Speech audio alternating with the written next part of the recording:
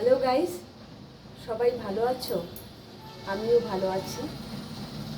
তো আজকে না বিছানায় শুয়ে শুয়ে একটা কথা মনে হলো যে ফেসবুকে বন্ধুদের সাথে একটা কথা শেয়ার করব। তোমাদের তো পূজা চলে আসছে, পূজাতে হয়তো অনেক কেনাকাটা করবে, চিন্তা করছো কী কেনাকাটা করবা কী না করবা, পার্লারে যাবা, হেয়ার স্ট্রিট করবা, হেয়ার কার্লিং করবা, এরকম অনেক চিন্তা ভাবনা, অনেক আবেগ চলছে। কিন্তু আমাদের কি চিন্তা হচ্ছে, যত দিন আছে তত আমাদের মাথায় চিন্তা হচ্ছে এই তো দিন চলে আসতেছে, আমাদের রাত জাগতে হবে, সেদিন তো আমরা সাজতে পারবো না, কোনো সাজুগুজু করতে পারবো না।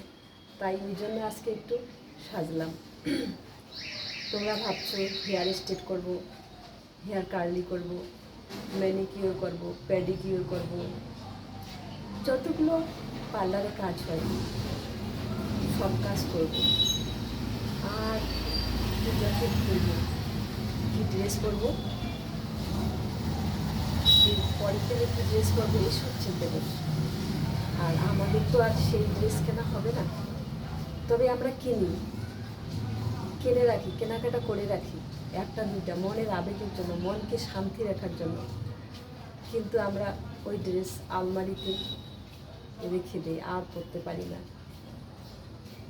কিন্তু যখন তোমরা পূজাতে ঘুরতে যাও, তখন আমাদের পুরো দায়িত্ব হয়ে যায় যে তোমরা যেন ভালোভাবে পূজায় ঘুরতে পারো, কোনো গণ্ডগোল কোনো যেন না হয়, সেই দায়িত্বর দিকে আমরা প্রচণ্ড মন দিই। ভীষণ কষ্ট হলে সেটাকে আমরা স্যাক্রিফাইস করি, কিছু মনে হয় না তখন। যখন সবাই পূজা করো শান্তিপূর্ণভাবে করে, তখন আমাদের মনে খুব ভালো লাগে। তখন আর মনে হয় না যে আমরা পূজাতে ঘুরব, পূজাতে কেনাকাটা করবো, এগুলো আর কিছু মনে হয় না। এই জন্য আজকে একটু সাজলাম। কেমন লাগলো আমাদেরকে, ভুল বললাম সরি, আমাকে কমেন্ট করে জানাবেন।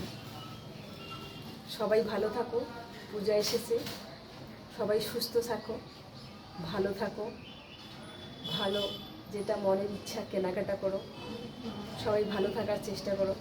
ওই দিনের অপেক্ষায় যেন ভালোভাবে সবাই পূজায় ঘুরতে পারো, আমরা যেন ভালোভাবে পূজায় ডিউটি করতে পারি, এই কামনা করছি।